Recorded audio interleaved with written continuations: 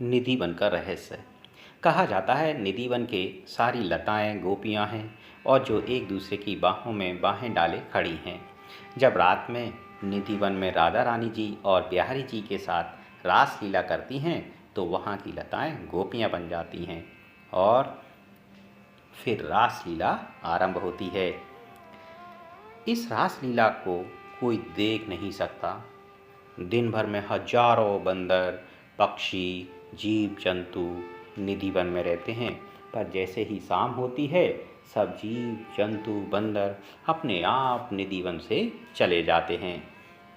एक परिंदा भी फिर वहाँ पर नहीं रुकता।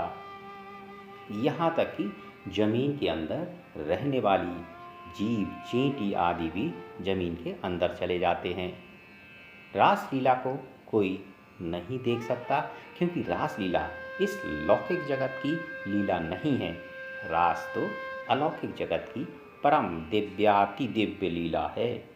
कोई साधारण व्यक्ति या जीव अपनी आँखों से देख ही नहीं सकता। जो बड़े बड़े संत हैं उन्हें निधि वन से राधा रानी जी और गोपियों के नुपुर की ध्वनि सुनाई देती है।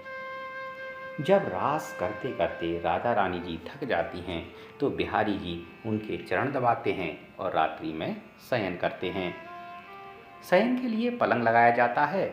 सुबह बिस्तरों के देखने से यह प्रतीत होता है कि यहाँ निश्चित ही कोई रात्रि विश्राम करने आया तथा प्रसाद भी ग्रहण किया है। श्री राधे श्री राधे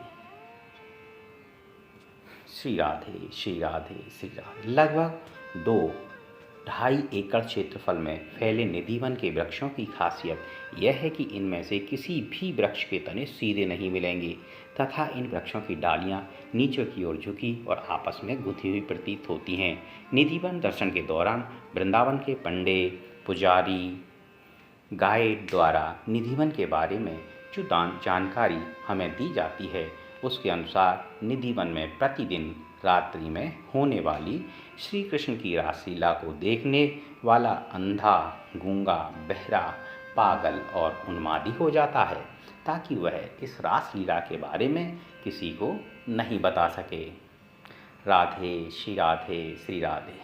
इसी कारण रात्रि 8 बजे के बाद पशु पक्षी परिसर में दिन भर दिखाई देने वाले बंदर, भक्त, पुजारी इत्यादि सभी यहाँ से चले जाते हैं और परिसर के मुख्य द्वार पर ताला लगा दिया जाता है। उनके अनुसार यहाँ जो भी रात को रुक जाते हैं वह सांसारिक बंधन से मुक्त हो जाते हैं और जो मुक्त हो गए उनकी समाधियाँ परिसर में ही बनी हुई हैं।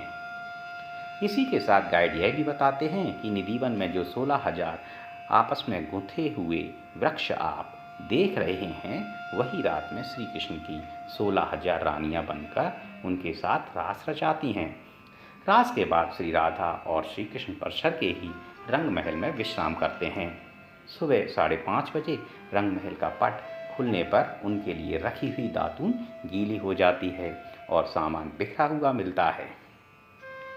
जैसे ही रात को कोई पलंग पर विश्राम करके गया हो, आज भी निधि वन में शयन कक्ष है जहाँ पुजारी जी जल का पात्र, पान, फूल और प्रसाद रखते हैं और जब सुबह पट खोलते हैं तो जल पिया मिलता है, पान चबाया हुआ मिलता है और फूल बिखरे हुए मिलते हैं।